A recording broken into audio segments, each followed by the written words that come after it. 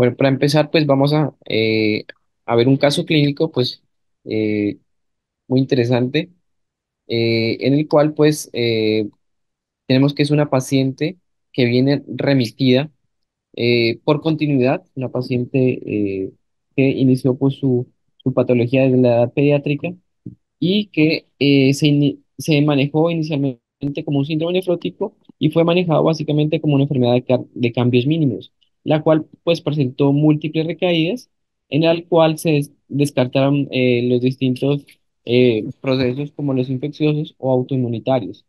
En el examen físico, lo que destaca en esta paciente es que presenta edemas, sin embargo, con una presión arterial normal. Durante todo este tiempo, pues esta paciente fue manejada con esteroides con una función renal normal, pero con una persistencia en la proteinuria, ¿cierto? A pesar del manejo instaurado. Sin embargo, ella no tuvo una adecuada respuesta clínica, por lo cual, pues, se decidió realizar una biopsia para el año 2009. Entonces, en este transcurso del 2015, este reporte de esta biopsia nos mostró 47 glomérulos, de estos 10 esclerosados globalmente y 2 de forma segmentaria. Para destacar la importancia acá en el resto de los componentes de la nefrona, pues vemos una hipertrofia podocitaria, también unos hallazgos tubulointersticiales con una fibrosis del 5% y una nefritis intersticial del 10%, y adicionalmente, pues sin hallazgos llamativos en el componente de la inmunofluorescencia, en el cual se destaca la albúmina y la IgG. Ya en la parte ultraestructural de esta primera biopsia tenemos que esta paciente presentó un adelgazamiento difuso de la membrana basal, ¿cierto? Y de la misma forma, pues tenía un borramiento podocitario, el cual era menor del 50%. Entonces, como diagnósticos histopatológicos, tenemos que se trata de una enfermedad difusa de célula epitelial de tipo glomerulosclerosis focal y segmentaria, tipo variante clásica con cambios de regresión parcial. A su vez, pues con una nefritis crónica focal y un adelgazamiento difuso de las membranas basales capilares compatible con enfermedad de membrana basal delgada. Eh, la forma en cómo evolucionó esta paciente, pues no fue del todo adecuada, fue tórpida.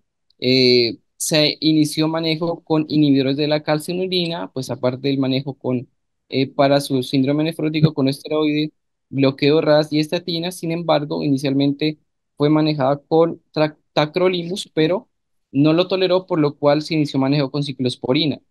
Y en el transcurso de su patología, esta paciente presentó múltiples recaídas con entrada pues a remisiones parciales y nuevamente recaídas, lo cual pues se convirtió digamos, en una respuesta terapéutica que no era completamente acorde pues a las expectativas que esperábamos.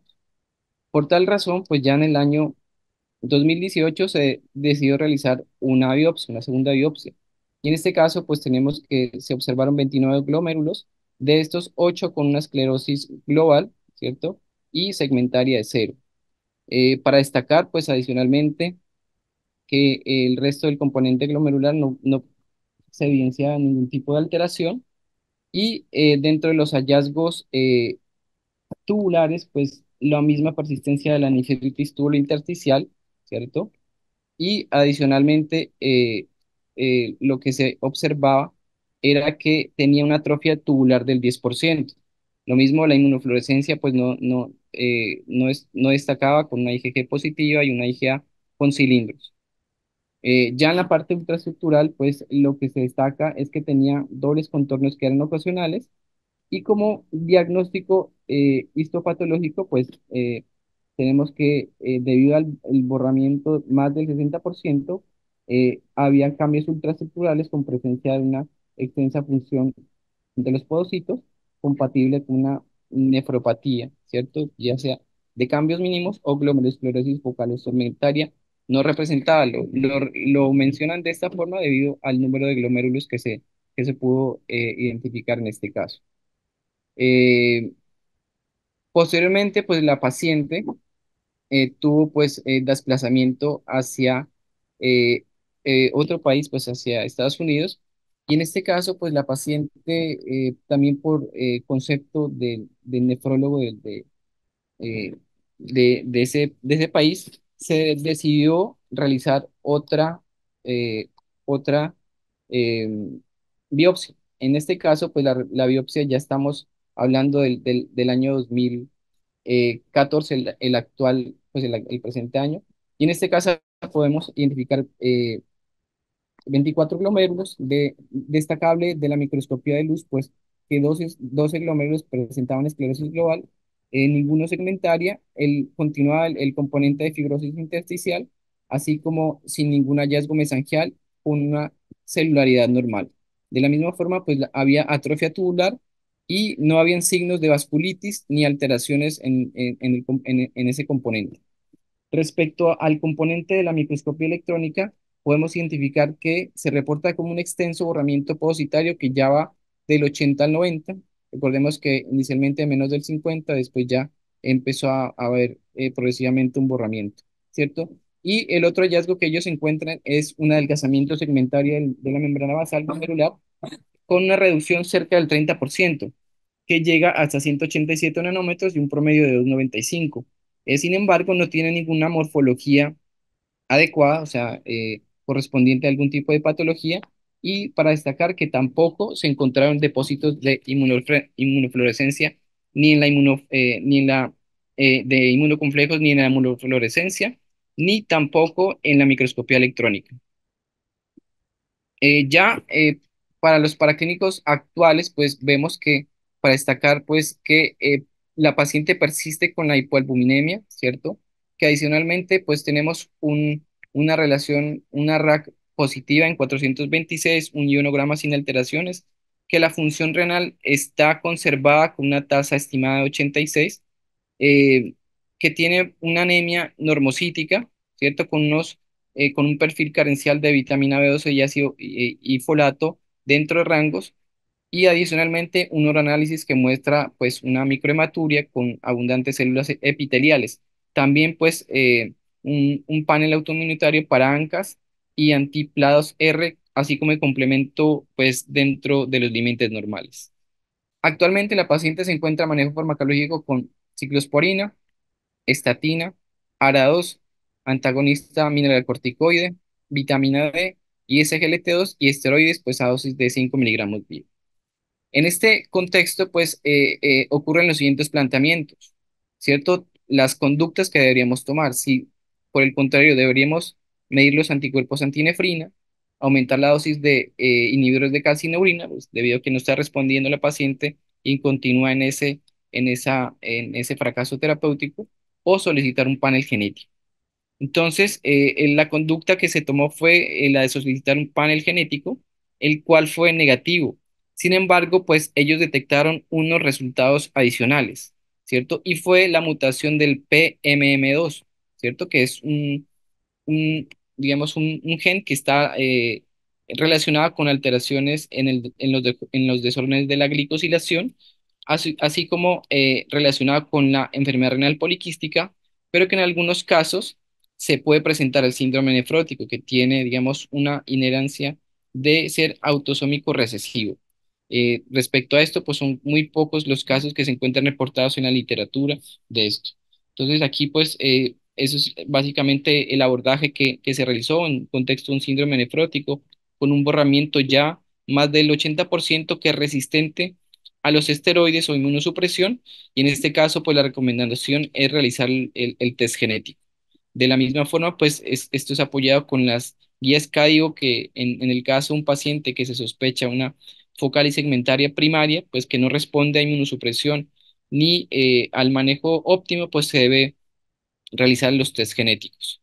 En este sentido, aquí evaluamos si esta podocitopatía de cambios mínimos a glomerulosclerosis focal y segmentaria es un continuo en la patología, o realmente pues son dos patologías por separado, ¿cierto? A la luz de hoy, pues no hay un punto de quiebre en que los dos tipos de lesiones sucedan, ¿cierto?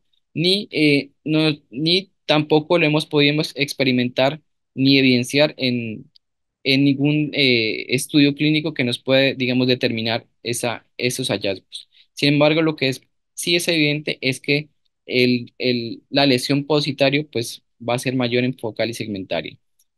Debido a esto, pues, ya la clasificación de Columbia, ¿cierto? Donde es un patrón basado en el componente histológico, pues, entre los cuales está la lesión tipo TIP, periliar, NOS, celular y colapsante, y sabemos, pues, que va a existir un espectro en ese sentido donde las lesiones de peor pronóstico puede ser la colapsante y celular. Sin embargo, en este punto, pues, pueden existir discordancias, en este caso, y en muchos casos, pues no existir esa asociación ni esa progresión a enfermedad renal crónica, como pues algunos textos lo mencionan. Por eso, por ese sentido, pues sabemos que el componente de las podocitopatías puede expresarse de distintos formas histológicas y que tiene un sinnúmero de expresiones, pero que a su vez hacen parte del concepto de las podocitopatías. Y es aquí pues que nos vamos basando en el manejo de los esteroides, si este responde, es dependiente, que si es un, por el contrario, un recaídor frecuente o por el contrario, pues es dependiente a los inhibidores de la calcineurina. La clasificación CAIDO es una clasificación que amplía el concepto y se enfoca ya ¿cierto? Y por ese sentido, pues, mantendría, a, a la clasificación desde el punto de vista genético. Aquí pues ya se toma más, importa más el componente biológico, pues haciendo referencia a la clasificación de Columbia a buscar un agente etiológico determinado. Y aquí es importante destacar que existe el componente genético. A pesar de que ya nos dan luces de buscar un componente etiológico, siempre existe el dilema clínico, que esta clasificación no nos va a determinar cuáles pacientes van a tener mayores recaídas que son frecuentes, cuáles van a depender completamente a los esteroides o a los inhibidores de la calcineurina, cuáles van a progresar rápido a enfermedad renal en estadio avanzado terminal y quiénes van a recurrir pues después de ese trasplante. Entonces, a pesar de que existen muchos factores que se han intentado correlacionar con la focal y segmentaria, pues sabemos que pues, van a jugar con aspectos hereditarios, factores solubles, virales, inmunomediados o toxinas que me van a producir una lesión podocitaria, ¿cierto? Y progresivamente un borramiento de esto. Sin embargo, pues los ensayos clínicos no han encontrado un fármaco que me detenga esa progresión en el caso de la glomerulosclerosis focal y segmentaria. Y por esto sentido, y haciendo énfasis pues a la importancia de las pruebas genéticas, ya en el paso de los años, desde las primeras investigaciones acerca de los genes que hacen parte del componente de las podocitopatías, pues se han identificado más de 60 genes, los cuales hacen parte de la explicación del por qué muchos pacientes tienen resistencia a los esteroides. Y básicamente es porque se ha basado y se han propuesto evaluar, ¿cierto?, el diafragma podocitario, donde se han encontrado diversidad de genes que juegan un papel muy importante y nos explican el por qué muchos de nuestros pacientes no nos responden a los esteroides ni al manejo pues con inmunosupresión. Entonces aquí finalizamos pues el caso clínico pues para pasar al siguiente paso. Doctor Conde, muchas gracias por la claridad y la contundencia en su exposición. Doctor Dulce, muchas gracias por la presentación del caso clínico. Yo siento que es muy importante resaltar la invitación del expositor a la importancia del estudio genético, sobre todo cuando hay antecedentes familiares positivos, invitándonos a hacer una historia clínica muy completa cuando la enfermedad renal crónica ha tenido un inicio precoz, sobre todo en los pacientes pediátricos, cuando hay manifestaciones extrarrenales y no olvidar para los nefrólogos adultos dejar marcado al paciente como causa desconocida. Y como en el caso clínico, no quedarnos en que tiene un patrón de glomerulosclerosis focal y segmentaria y de pronto solo quedarnos en el tema de inmunosupresión, o así como en el patrón de enfermedad de membrana basal delgada. Estoy revisando en el chat, hay hasta ahora eh, varias preguntas. Pregunta el doctor Juan Guillermo Guevara, ¿cómo se pide en la práctica clínica cada uno de esos paneles y qué código CUPS tienen?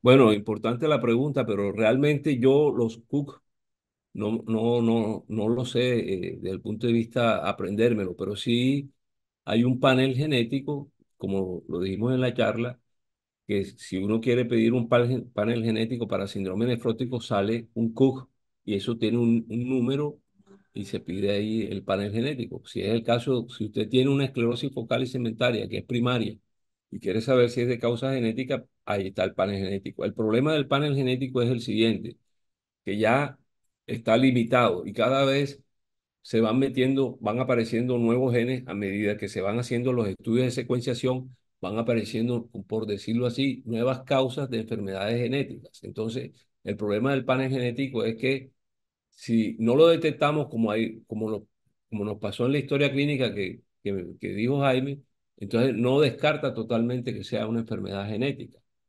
Entonces, ese es el problema del panel genético. Entonces, por eso a veces es mejor pedir la secuenciación de exoma completo, que es la parte codificante de los genes, que ahí vamos a hacer, vamos a aproximarnos más al diagnóstico.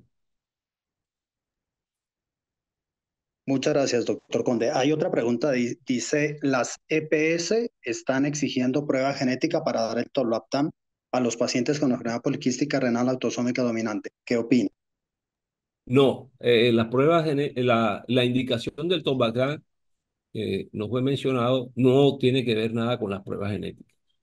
La indicación del Tolbactam va de acuerdo a si el paciente es un progresador rápido y eso lo determina los volúmenes y los diámetros condicionados con la edad y la estatura del paciente, y si da un volumen determinado, tiene indicación de tolvaptan. O sea, si es un progresador rápido, no es sine qua non tener una prueba genética, no hace falta tener una prueba genética. Algunos scores, como que utilizan algunos grupos, utilizan el score pro PKD, que sí utilizan dentro de su score de gravedad de la enfermedad poliquística para indicar el tolvaptan, pero generalmente en las guías se utiliza es el volumen total de riñón y que ese volumen total de riñón está por los parámetros que ya indiqué. Hay una página, ustedes entran ahí en esa página, meten sus valores de sus pacientes, los diámetros, meten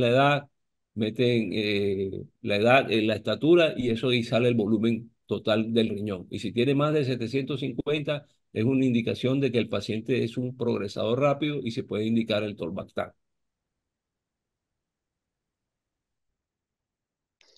Muy bien, doctor Conde, muchas gracias por su clara respuesta. Hay otra observación de una persona que no voy a dar el nombre, dice que tiene, ahí describe sus características de enfermedad y que pone a disposición su caso clínico para que se pueda incluso pensar en una probable enfermedad renal hereditaria. Johan, no veo más preguntas. Si me colabora, por favor.